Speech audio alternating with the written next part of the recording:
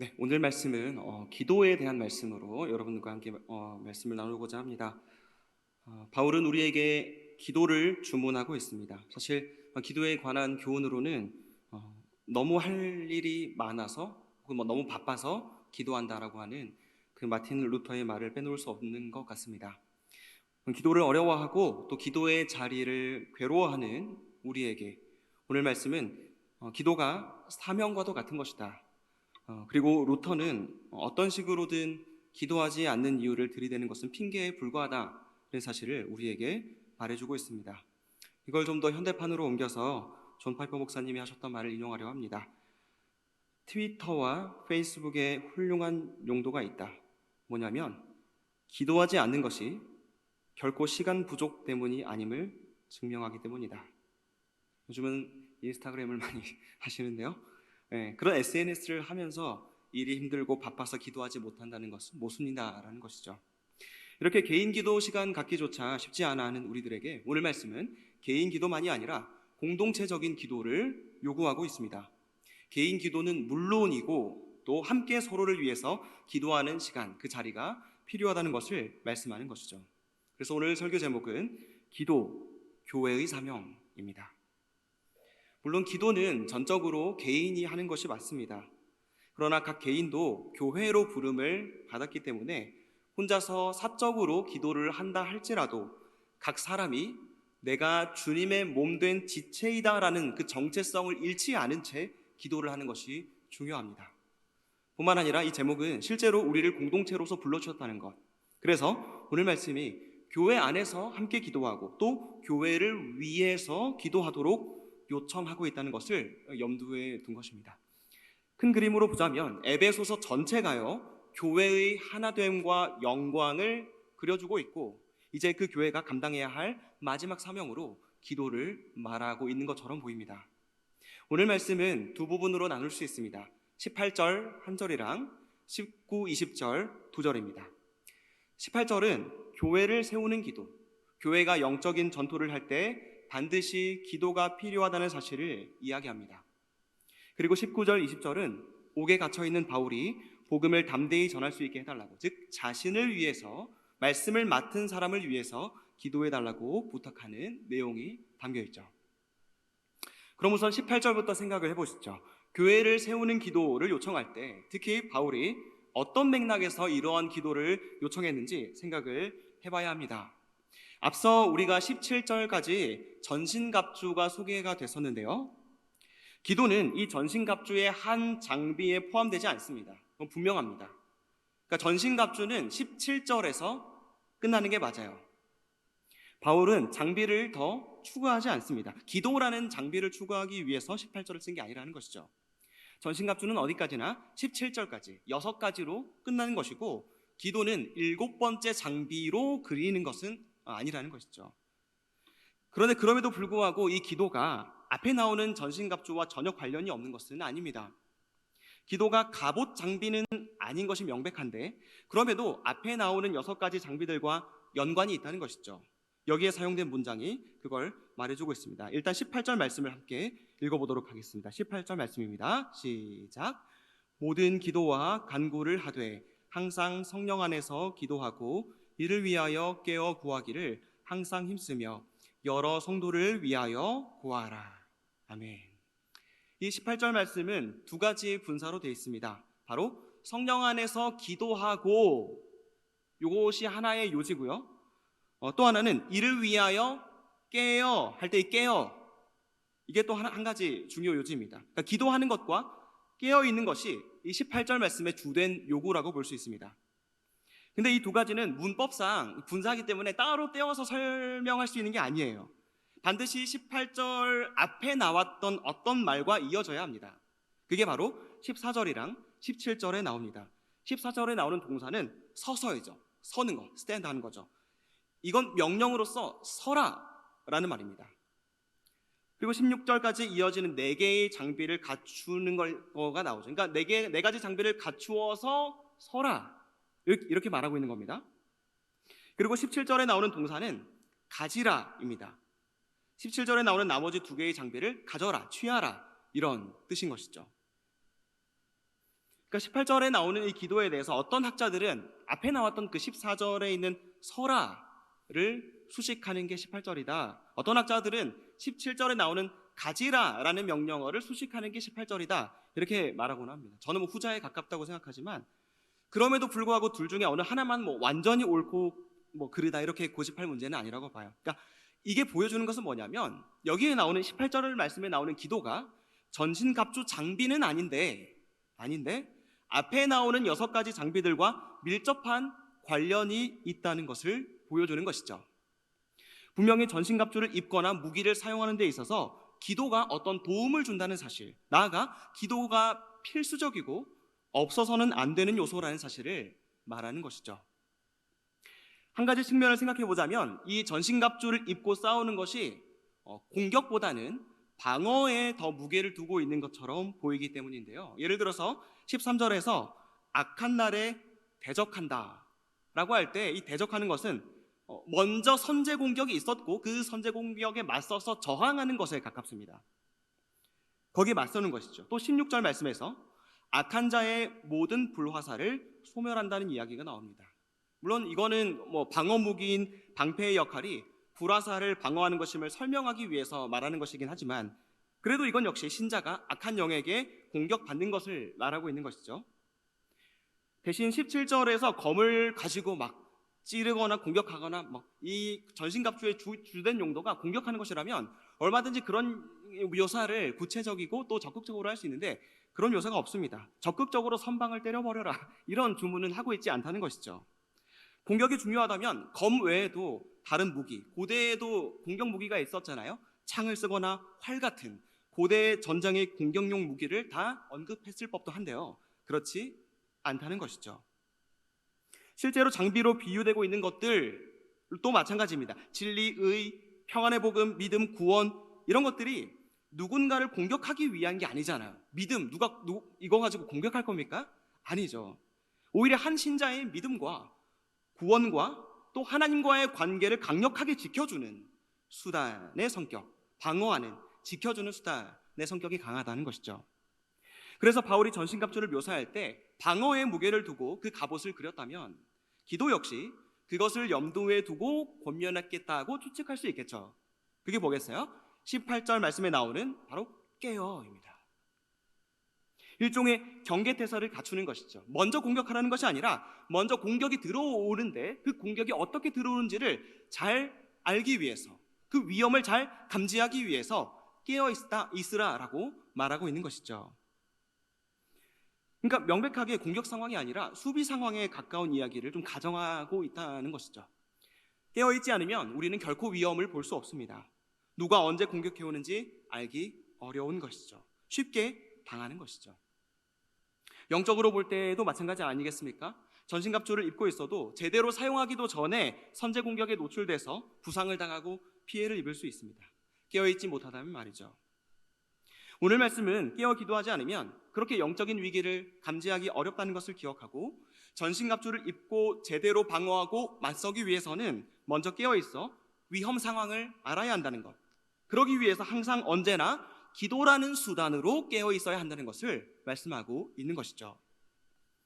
또 한 가지 측면, 이 전신갑주와 뒤에 나오는 오늘 말씀의 기도의 연결점을 한 가지 더 생각해 보자면 기도하는 것, 특히 18절에 나오는 서로를 위해서 기도하는 것이 하나님의 전신갑주를 잘 갖춰 입게 해주는 수단이 된다는 것입니다. 일단 여러분 갑옷을 입어보신 적이 없겠지만 기본적으로 갑옷을 입는 장면을 떠올려 보십시오. 물론 그 무거운 것을 혼자서 입을 수도 있겠지만 옆에 있는 사람이 보통은 도와줍니다. 그럴 때 훨씬 더 수월하게 그리고 야무지게 입을 수가 있는 것이죠.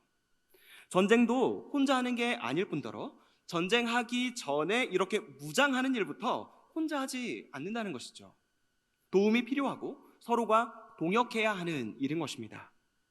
그래서 18절 말씀은 기도를 강조하되 특히 모든 사람을 위하여 기도하라고 말합니다. 이것은 전신갑주를 더 잘 갖춰 입게 하는 주문인 것이죠. 옆에 있는 지체들끼리 서로를 무장시켜주는 것입니다. 서로를 위해서 더 간절하게, 더 끈기 있게 계속해서 기도하고 간구해주는 것은 서로가 전신갑주를 잘 갖추게 만드는 일이라는 것이죠. 물론 군사들이 이 모든 장비를 만들어낸 사람이 아닙니다.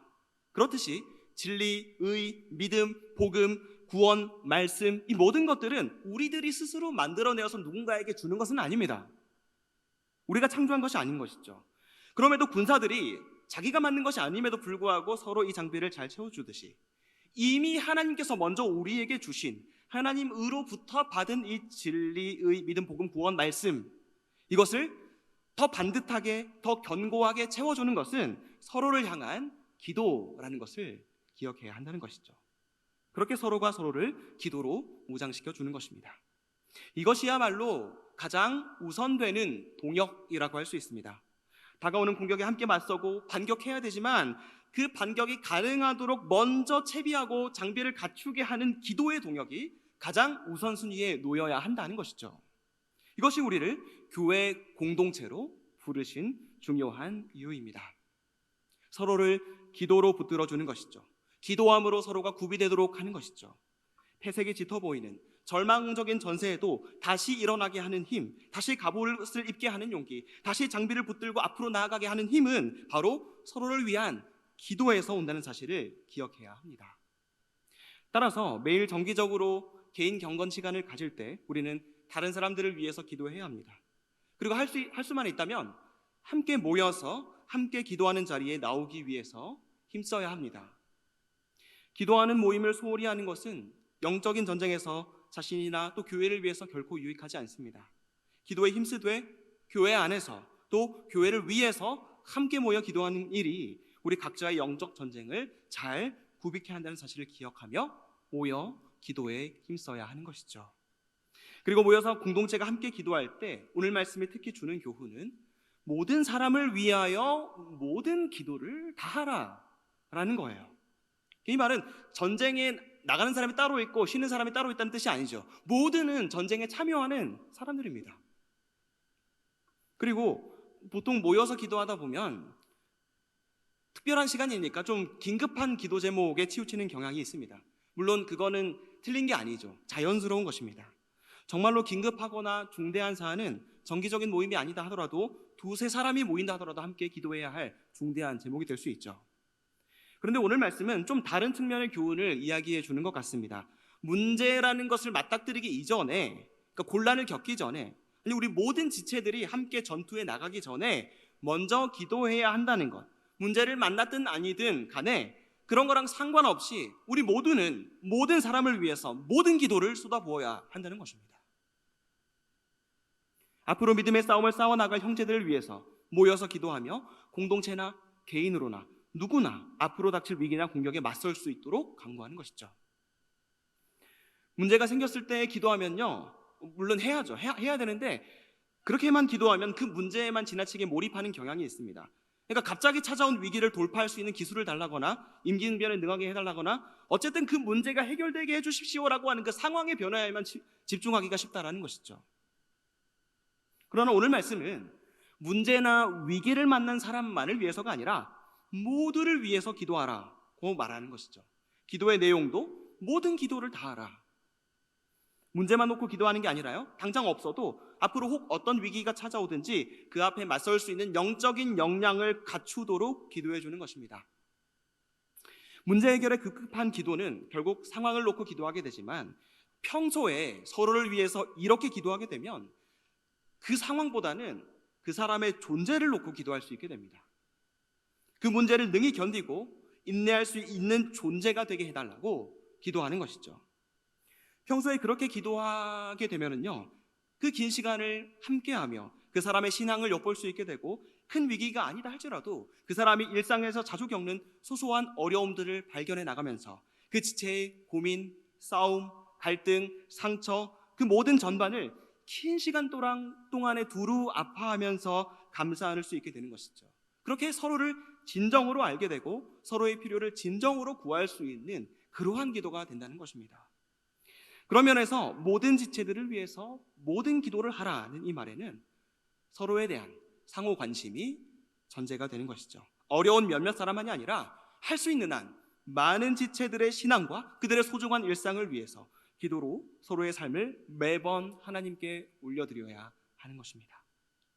이렇게 함으로써 기도는 개인적으로 하나님과 깊이 만나는 시간이 될 뿐만 아니라 서로를 결속시켜주고 공동체를 하나 되게 만드는 공동체적인 사명이 되는 것입니다. 그리고 각자는 이렇게 기도함으로써 이기심에서 벗어날 수 있고, 이렇게 기도함으로써 편협함에서 자유로울 수 있게 되는 것이죠. 이렇게 함께 모여 기도함으로 서로를 무장시켜주는 우리가 되었으면 좋겠습니다. 영적 전쟁에 맞설 수 있는 사람이 함께 되도록 서로가 서로를 세워주는 동산 공동체가 되었으면 좋겠습니다. 서로를 세워주는 것이 다른 무엇이 아니라 기도라는 사실은 우리의 무력함을 철저하게 인식하게 만듭니다. 그러니까 서로를 돕되 돈으로 도울 수도 있고, 힘으로 도울 수도 있고, 백으로 도울 수도 있고, 인맥으로, 권력으로 도울 수 있죠. 그렇지만 바울은 그 모든 것들보다 더 나은 도움인 기도의 도움을 말하고 있는 것입니다. 내가 지체를 위해서 기도한다는 건 나의 도움보다 하나님의 도움이 더 낫다는 것을 인정하는 행위입니다. 그렇게 우리의 무능함을 인정하고 주님의 도우심을 구함으로 주님께서 우리에게 허락하신 전신갑주를 함께 두루 갖추고 함께 영적인 실력을 키워나가서 함께 능한 군사로 사용받기에 부족함 없는 우리 동산 공동체가 되었으면 좋겠습니다. 이렇게 첫 번째가 영적인 공격에 맞서는 교회를 위한 공동체를 세우는 기도였다면, 두 번째는 말씀을 세우는 기도라고 할 수 있겠습니다. 이제 바울은 자신을 위해서도 기도해달라고 말을 하고 있죠. 19절 말씀과 20절 말씀을 함께 읽도록 하겠습니다. 시작. 또 나를 위하여 구할 것은 내게 말씀을 주사 나로 입을 열어 복음의 비밀을 담대히 알리게 하옵소서 할 것이니, 이 일을 위하여 내가 쇠사슬의 메인 사신이 된 것은 나로. 아멘. 여기서 바울의 부탁은 크게 두 가지입니다. 하나는 19절에 나오는 내게 말씀을 주사, 이게 한 가지 부탁이고, 또 하나는 20절에 나오는 할 말을 담대히 하게, 이 두 가지입니다. 내게 말씀을 주시는 것, 그리고 주신 말씀을 담대히 전하는 것, 이 두 가지가 이 19절, 20절의 요지입니다. 물론 19절 말씀에도 담대함이 나오긴 하죠. 근데 19절에서 하나님께서 말씀을 주시기를 구하는 것, 이것은 특히 하나님께서 이미 보여주신 복음의 비밀, 이미 복음을 모르는 게 아니야, 아는데 그 아는 비밀을 때에 따라서 가장 적절한 말로 잘 전할 수 있기를 바라는 마음이 담겨져 있습니다. 즉 모든 상황 속에서 복음의 비밀을 상황에 맞게 잘 전할 수 있도록 할 말을 달라는 것이 19절의 요지죠. 20절은 할 말을 하되 담대히 하게 해달라는 게 핵심입니다. 왜냐하면 바울이 묘사하고 있죠. 자신의 처지를 쇠사슬에 매여 있기 때문입니다. 갇혀 있었기 때문이죠. 갇힌 상황은 쉽게 포기하게 만들거나 혹은 두려워하게 만듭니다. 그래서 사명을 쉽게 잊어버리게 만들고요, 내가 전하는 메시지를 다 안 해야지 축소시키려고 하는 충동을 갖게 됩니다. 그런 압박을 갖게 되는 것이죠. 복음을 전하기를 포기하거나 내가 전해도 적당히 타협하면 되겠지, 내가 안 맞을 만큼, 고난당하지 않을 만큼 말입니다. 그래서 바울은 담대하게 그 말을 전할 수 있도록 기도 부탁을 하고 있습니다. 어떤 바울의 기도는 압축적으로 두 가지를 말하는 거예요. 하나는 자신이 전하는 말이고, 하나는 그 말을 전하는 자기 자신입니다. 전하는 말씀도, 그 말씀을 전하는 자신도 온전함 가운데 있기를 열망했던 것이죠. 바울은 어떤 상황을 두고 이런 부탁을 하고 있을까요? 아마도 1차적으로는 나중에 재판이 있게 될 것인데, 재판을 받으려고 로마로 압송이 된 것이니까요, 나중에 이 로마의 황제나 관리들 앞에서 자신을 변호하고 그 자리에서도 복음을 전할 수 있게 해달라는 그런 기도 부탁이었을 것입니다. 마치 출애굽기에 나오는 모세를 요즘에 공동체 성경읽기 하고 있는데요, 모세를 떠올리게 하죠. 모세가 바로 앞에서 자기 자신과 또 자기 하나님의 말씀을 강력하게 전하고 변호하려 했듯이 바울도 그 자리에서 똑같은 사명을 감당할 수 있기를 바란 것입니다. 예수님도 누가복음 21장에서 제자들에게 분명히 준비하라고 말씀하셨어요. 예수님의 이름 때문에, 예수님을 전한다는 것, 그것 하나 때문에 임금들과 집권자들 앞에 끌려가게 될 것이다. 그때를 준비하라 라고 말씀하셨습니다. 그처럼 가장 위협적인 분위기, 가장 악한 방식으로 공격당하는 상황을 성경은 분명히 가정을 하고 있어요. 특히 말씀을 맡은 자는 더더욱 그렇다는 것입니다. 그럴 때라도, 그런 상황에서라도 말씀을 담대히 전할 수 있기를 바울은 간절히 원했던 것이죠. 뿐만 아니라 바울은 언젠가 위정자들 앞에 서게 될 날을 가정하고서만이 아니라 현재 자신의 처지도 함께 생각하면서 기도 부탁을 했을 것입니다. 갇혀있죠. 갇혀있는 건 뭐 지하 감옥에 막 이렇게 있는 건 아닙니다. 가택연금입니다. 그럼에도 자기를 지키는 군인들이 있지 않습니까? 그러한 상황 가운데서도 갇혀있는 자신에게 방문하는 사람들, 방문이 허용이 됐었습니다. 방문하는 그 사람들에게 복음을 전하고 복음으로 말하고 복음으로 그들의 신앙을 세울 수 있기를 원했던 것이죠. 바울은 복음을 말하는 그 사명으로 부름받은 자신을 사신이라고 이야기합니다. 사신인데 사슬에 매인 사신이 되었다라고 말하죠. 사신으로 갔는데 사절단인데 묶여 있는 것입니다. 이건 모순과도 같은 것이죠. 바울은 자신을 보내신 분이 세상의 황제를 능가하는 만유의 왕이요 우주의 황제이신 분임을 알았습니다. 그런 분의 계획을 보여주고 알려주고 이야기하기 위한 그런 분부를 받은 것이죠. 너무나도 높은 사명을 수행하는 것입니다. 세상에 그런 사신을 가두는 일은 거의 없습니다. 설사 사신에게 잘못이 있다 하더라도 보통은 외교적인 차원에서 면책특권을 주기도 하니까요. 보통 이런 식으로 가두는 예는 없다는 것이죠. 그런 자신을 사슬로 맨 것은 너무나도 부당한 처사이고 또 모순적인 일이라는 것을 이 표현을 통해서 강조하고 있는 것입니다. 또 한편으로 이 말에는 일종의 언어 유희적인 측면도 있습니다. 원래 당시의 사신들은 주로 좋은 일을 위해서 보내졌습니다. 사신들이 간 그 나라에서는 대체로 그들을 맞이하는 축제가 벌어지게 되죠. 그런 축제 때 사신들은 자기 본국을 대변하는 표시로 장식용 사슬을 두르기도 했었습니다.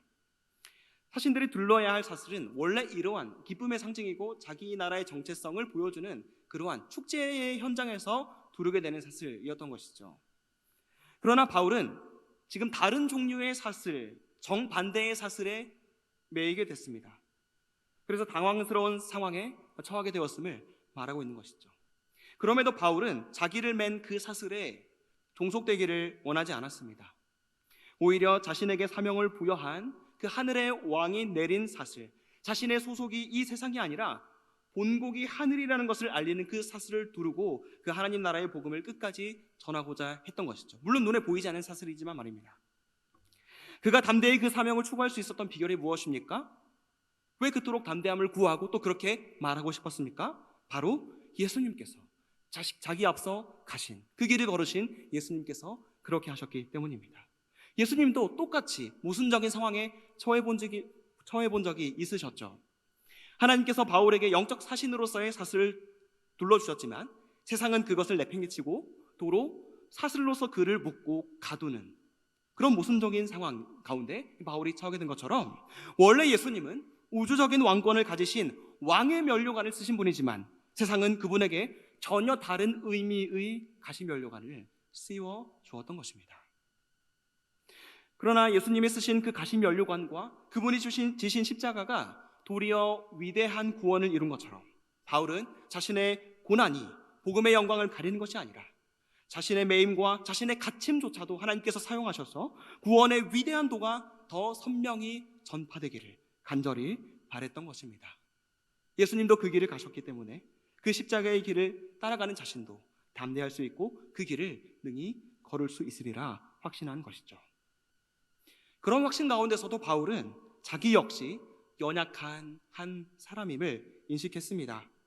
기도가 절실히 필요한 연약한 한 사람 말이죠. 그래서 기도를 부탁합니다. 물론 자신이 연약하다고 해서 어떤 동정심을 구하거나 그런 게 아닙니다. 리더로서의 합당한 태도는 아니죠.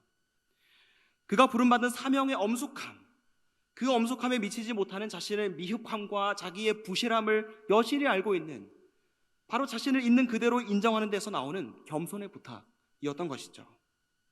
오늘 말씀은 이러한 부탁을 여러분에게도 하고 있습니다. 말씀을 맡은 사람들을 위해서 기도하라는 부탁 말이죠. 어떻게 기도해야 됩니까? 말씀을 맡은 사람들이 사신이라면 그 사람들은 왕의 대리자로 간 것입니다. 말씀을 듣는 여러분을 대변하는 것이 아니라 하나님을 대변해야 하는 것이죠.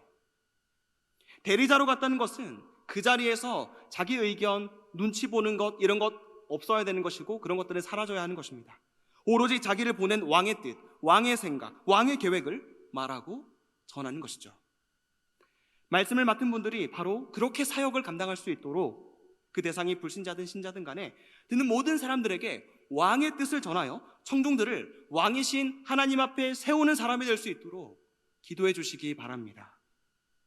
설사 왕의 뜻을 듣지 않으려 한다 해도, 우주의 왕이신 하나님의 말에 관심이 없어 보인다 할지라도, 그 누구도 이 설교라는 수단을 통해서 하나님을 드러내는 일을 귀하게 여기지 않는다 할지라도, 그런 시절이 온다 하더라도, 혹 우리의 모습이 그렇다 하더라도, 설교자가 자기 경험과 자기 이야기와 자기 자랑에 붙들리지 않고 오직 하나님의 영광을 드러내서 모든 사람을 그 영광 앞에 세우는 것, 말씀을 전하는 자나 말씀을 듣는 자나 그 영광에 사로잡혀서 은혜로운 무릎 꿇음이 가능해지는 것, 사랑의 굴복이 가능하게 되는 것, 바로 이 자리에 나오실 때마다 간절히 그것만을 원하시면서 기도하시면서 나오셔야 할 것입니다. 이렇게 말씀이 세워질 때 바로 또 교회가 세워진다는 사실을 믿고 전심으로 기도하는 일이 우리 교회에 주어진 사명을 기억하시기를 바랍니다.